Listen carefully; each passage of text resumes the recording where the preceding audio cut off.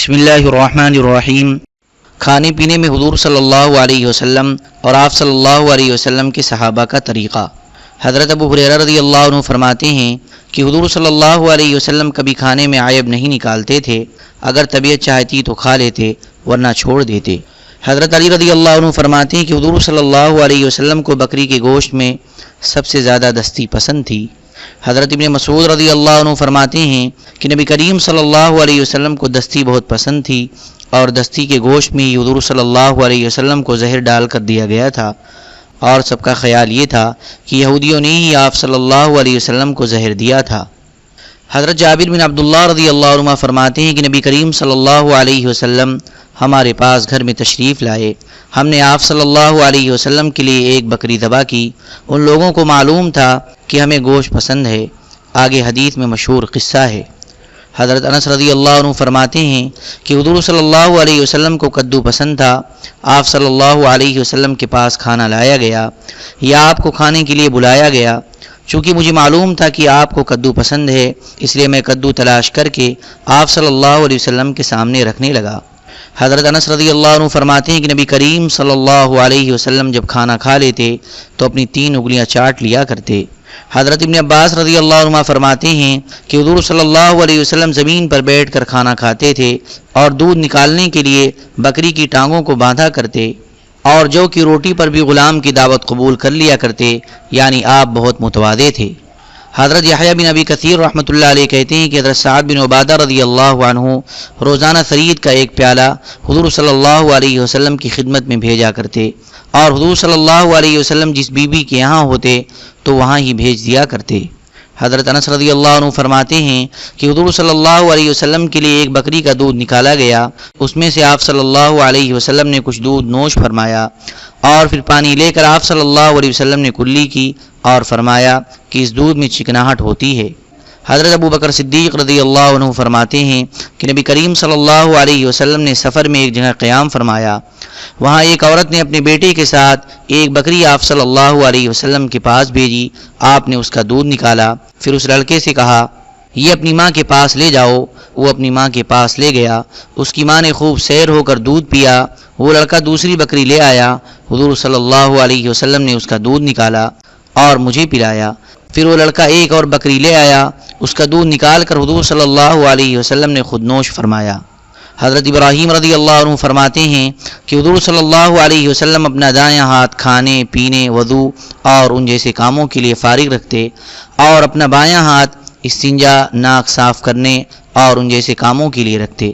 حضرت جعفر بن عبداللہ بن حکم بن رافع رحمۃ اللہ علیہ کہتے ہیں کہ میں بچہ تھا اور کبھی ادھر سے کھا رہا تھا کبھی ادھر سے۔ حضرت حکم رضی اللہ عنہ مجھے دیکھ رہے تھے، انہوں نے مجھ سے فرمایا اے لڑکے ایسے نہ کھاؤ جیسے شیطان کھاتا ہے۔ نبی کریم صلی اللہ علیہ وسلم جب کھانا کھاتے تو آپ کی انگلیاں آپ کے سامنے ہی رہتی تھیں، ادھر ادھر نہ جاتی تھیں۔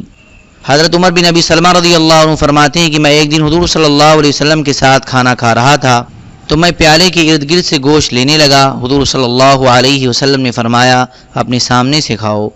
حضرت امیہ بن مخشی رضی اللہ عنہ فرماتے ہیں کہ نبی کریم صلی اللہ علیہ وسلم نے دیکھا کہ ایک آدمی کھانا کھا رہا ہے، اس نے بسم اللہ نہیں پڑھی ہے، کھاتے کھاتے بس ایک لقمہ رہ گیا۔ جب اسے منہ کی طرف اٹھانے لگا تو اس نے بسم اللہ اولہ و آخرہ کہا۔ اس پر حضور صلی اللہ علیہ وسلم ہنس پڑے اور فرمایا اللہ کی قسم شیطان تمہارے ساتھ کھاتا رہا، پھر جب تم نے بسم اللہ پڑھی تو جو کچھ اس کے پیٹ میں تھا وہ سب اس نے قے کر دیا۔ اور ایک روایت میں یہ کہ جب تم نے اللہ کا نام لیا تو اس کے پیٹ میں جو کچھ تھا وہ اس نے قے کر دیا۔ حضرت حذیفہ رضی اللہ عنہ فرماتے ہیں کہ ایک دفعہ ہم لوگ حضور صلی اللہ علیہ وسلم کے پاس بیٹھے ہوئے تھے، کتنے میں کھانے کا ایک پیالہ لا کر رکھا گیا۔ حضور صلی اللہ علیہ وسلم نے کھانے سے ہاتھ روکے رکھا تو ہم نے بھی اپنے ہاتھ روکے رکھے، کیونکہ جب تک حضور صلی اللہ علیہ وسلم کھانے کی طرف ہاتھ نہیں بڑھاتے تھے ہم بھی نہیں بڑھاتے تھے۔ اتنے میں ایک دیہاتی آیا، ایسے لگ رہا تھا جیسے اسے کوئی دھکے دے کر لا رہا ہو۔ اس نے کھانے کے لیے پیالے کی طرف ہاتھ بڑھایا تو حضور صلی اللہ علیہ وسلم نے اس کا ہاتھ پکڑ لیا۔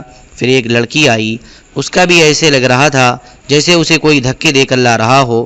وہ بھی کھانے میں ہاتھ ڈالنے لگی تو حضور صلی اللہ علیہ وسلم نے اس کا بھی ہاتھ پکڑ لیا اور فرمایا، لوگوں کے جس کھانے پر اللہ کا نام نہ لیا جائے وہ کھانا شیطان کے لیے حلال ہو جاتا ہے۔ جب شیطان نے دیکھا کہ ہم نے اپنے ہاتھ روکے ہوئے ہیں تو وہ ان دونوں کو لے کر آیا تاکہ یہ بغیر بسم اللہ کے کھانا شروع کریں اور کھانا اس کے لیے حلال ہو جائے۔ اس اللہ کی قسم جس کے سوا کوئی معبود نہیں، شیطان کا ہاتھ ان دونوں کے ہاتھ کے ساتھ میرے ہاتھ میں ہے۔ حضرت عائشہ رضی اللہ عنہا فرماتی ہیں کہ ایک مرتبہ حضور صلی اللہ علیہ وسلم 6 آدمیوں کے ساتھ کھانا کھا رہے تھے کہ اتنے میں ایک دیہاتی داخل ہوا اور ان کے سامنے سے سارا کھانا 2 لقموں میں کھا گیا۔ اس پر حضور صلی اللہ علیہ وسلم نے فرمایا، اگر یہ بسم اللہ پڑھتا تو یہ کھانا سب کے لیے کافی ہو جاتا۔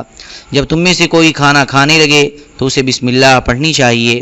اگر بسم اللہ پڑھنا شروع میں یاد نہ رہے تو جب بسم اللہ یاد آ جائے تو بسم اللہ اولہ و آخرہ کہہ لے۔ حضرت عبداللہ بن بصر رضی اللہ عنہما فرماتے ہیں کہ نبی کریم صلی اللہ علیہ وسلم میرے والد صاحب کے ہاں آ کر ٹھہرے۔ میرے والد حضور صلی اللہ علیہ وسلم کی خدمت میں ستو اور کھجور اور گھی کا بنا ہوا حلوہ لے کر آئے۔ حضور صلی اللہ علیہ وسلم نے اسے کھایا۔ پھر میرے والد پینے کی کوئی چیز لے کر آئے جسے حضور صلی اللہ علیہ وسلم نے نوش فرما لیا۔ پھر پیالہ اپنے دائیں طرف کے ایک صاحب کو دے دیا اور آپ صلی اللہ علیہ وسلم جب کھجور کھایا کرتے تو گٹلی کو اس طرح ڈالا کرتے۔ حضرت عبداللہ رضی اللہ عنہ نے اپنی انگلی سے اس کی پشت کی طرف اشارہ کر کے بتایا۔ جب حضور صلی اللہ علیہ وسلم سوار ہونے لگے تو میرے والد نے کھڑے ہو کر حضور صلی اللہ علیہ وسلم کے خچر کی لگام پکڑی اور عرض کیا، یا رسول اللہ، آپ ہمارے لیے اللہ سے دعا فرما دیں۔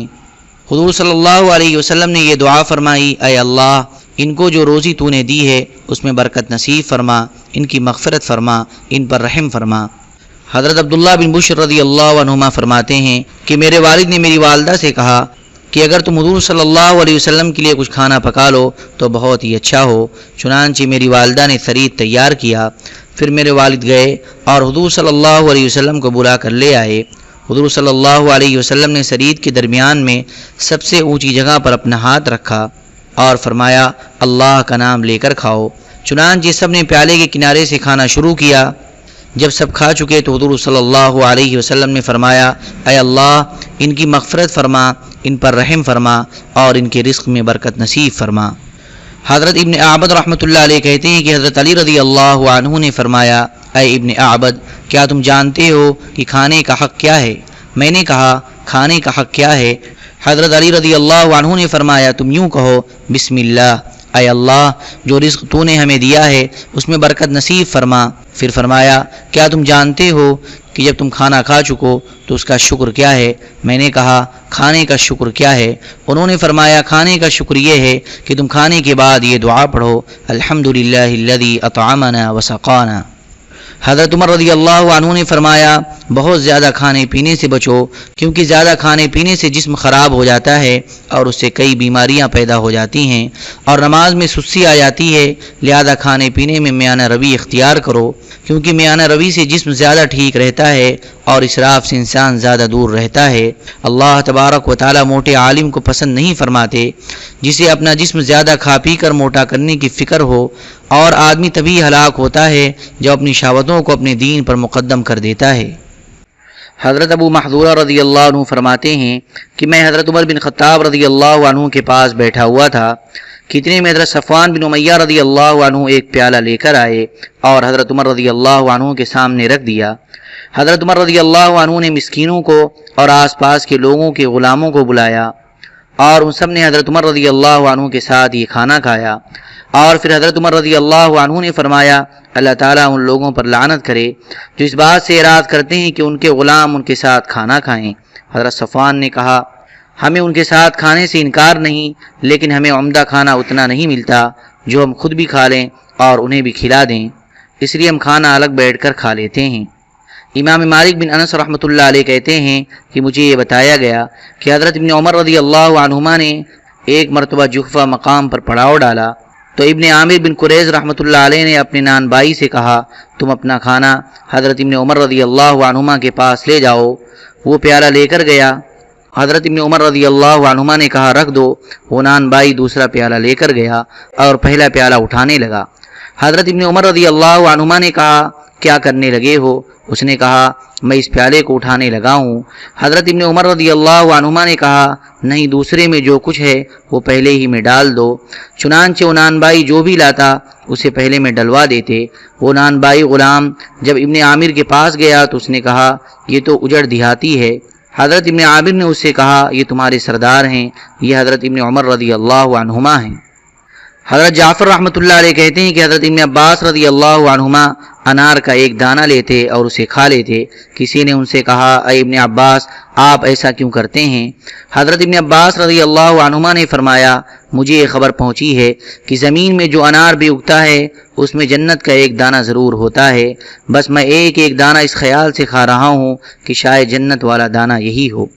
حضرت زید بن سحان رضی اللہ عنہ کے غلام حضرت سالم رحمۃ اللہ علیہ کہتے ہیں کہ میں اپنے آقا حضرت زید بن سحان رضی اللہ عنہ کے ساتھ بازار میں تھا۔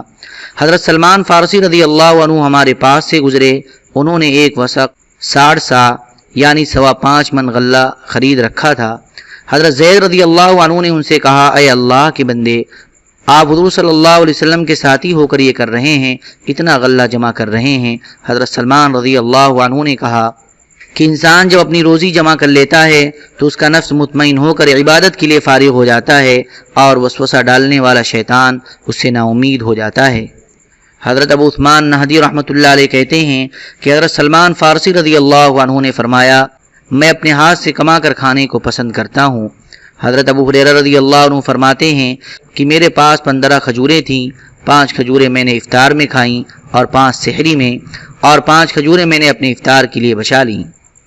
حضرت علی بن ابی طالب رضی اللہ عنہ کے غلام حضرت مسلم رحمۃ اللہ علیہ کہتے ہیں کہ حضرت علی رضی اللہ عنہ نے پینے کی کوئی چیز منگوائی، میں ان کے پاس پانی کا ایک پیالہ لایا اور میں نے اس پیالے میں پھونک مار دی تو حضرت علی رضی اللہ عنہ نے اسے واپس کر دیا اور پینے سے انکار کر دیا اور فرمایا تم ہی اسے پی لو، تمہیں پھونک نہیں مارنی چاہیے تھی۔